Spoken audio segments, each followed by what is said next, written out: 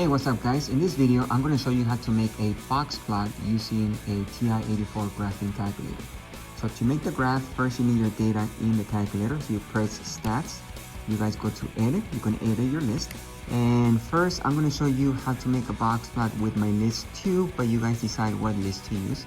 Then I'm going to show you how to make 2 box plots on the same graph, so parallel box plots. And I'm going to use L2 and L3.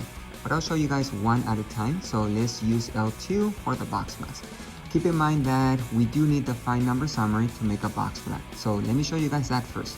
To find the number summary, you guys go to stats, you guys go to calculate up here, and we are going to choose one variable stats. Now you have to choose where are your data, where are your numbers here. So I'm going to change that to L2, so second, and then we press 2 for L2. It's in blue here. You can see the L2 on the top. We leave frequency list blank and we go to calculate. Now here, you guys need to go down. You see the arrow on the left side here, and that's where you guys find the find number summary. So we have the minimum, we have Q1, quartile 1, median, quartile 3, and the maximum. So if you ever need those numbers, the find number summary, you guys need to go to one variable stats, and that's where you find the numbers. For the graph, well, we need to go to second stop plot up here, and we are going to use plot number 1. So this graph right here is the box plot. But if you notice, there's one similar on the left side. This one, there's 2 dots on the right side of the box plot. This is a modified box plot when you know we have outliers. The calculator will identify outliers. So you guys can use this one if you guys know, or maybe you think we have outliers. To see if we do, we can use a modified box plot. But let me show you guys this one first. This is the regular box plot. So I go down here and I choose box plot. Now my data is in list 2. So I have to change my list. Second L2. So that's my data. And then I'm going to press graph. Now, sometimes, yeah, this is pretty good. You guys have the box plot. But if we go to zoom number 9, so zoom, and then you guys go to number 9. Number 9 is zoom stats. So this one, number 9, is going to zoom in to your box plot or your graph. So this is a much better view when you guys want to analyze the shape of the distribution. So you guys go to zoom, and you can press number 9. Just straight number 9, and that's going to take you guys to zoom number 9. So that's one box plot. Now, if you want to make parallel box plots, you can make another one underneath. So we can use 2 plots. I'm going to show you guys that right now to make 2 different box plots. Let me go back to the list here, and I'm going to edit, and I'm going to use list 3 for the second box plot.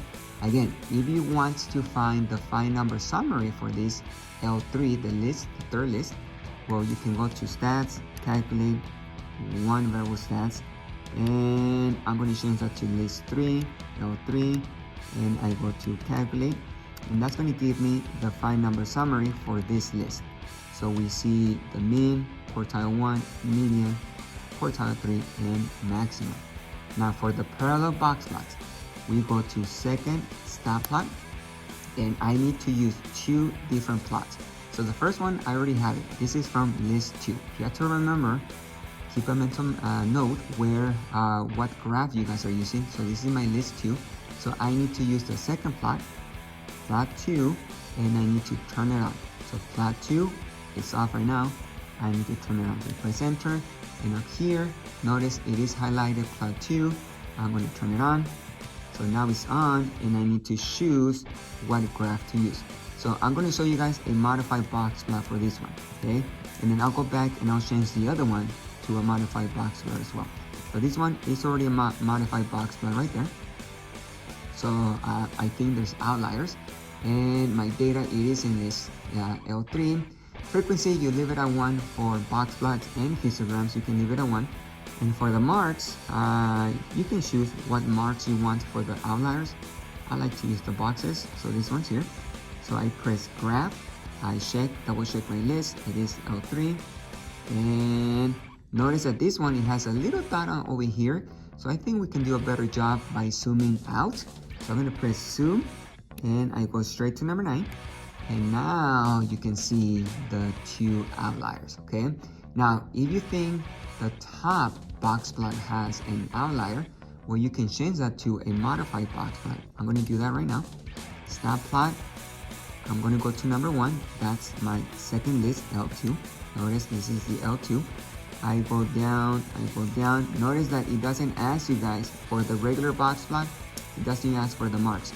But for this one, well, I think we have outliers. Let's double check. Now you can see the marks here. So for your outliers, you can choose those marks for L2. If it doesn't have any outliers, it's not going to do anything. It's not going to show you guys any dots or marks. Press graph, and I'm going to do zoom number 9 just to be sure. And yep, so this one up here does not have outliers. There's no dots or like this one. These are outliers.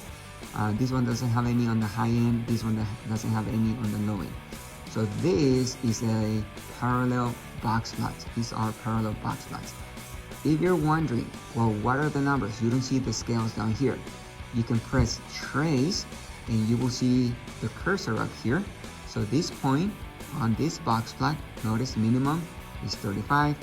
You go to the right, there's quartile 1, 49, median 57.5, quartile 3, 68, max 77.